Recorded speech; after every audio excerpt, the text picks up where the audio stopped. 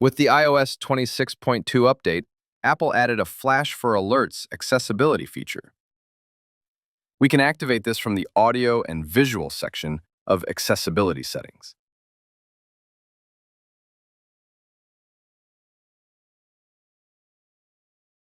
Then scroll down to Flash for Alerts.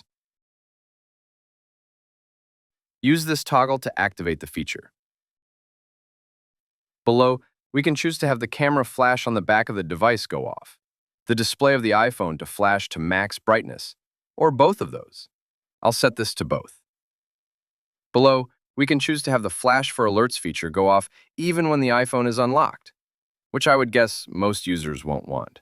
But for this example, we will turn this on. Most users will want the Flash for Alerts to be active when silent mode is turned on.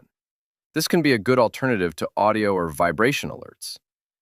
First, let's see how this looks when a notification comes in and the iPhone is unlocked. The usual banner alert comes down, and the screen is boosted to its max brightness momentarily.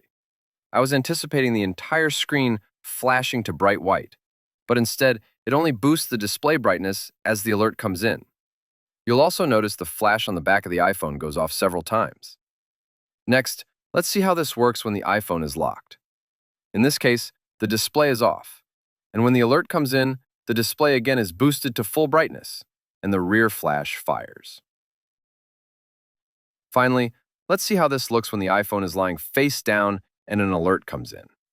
Here we can see how bright the flash is, which would be hard to miss if the iPhone is anywhere in your line of sight. So if you prefer to be made aware of alerts visually, this can be a really useful feature on iPhone.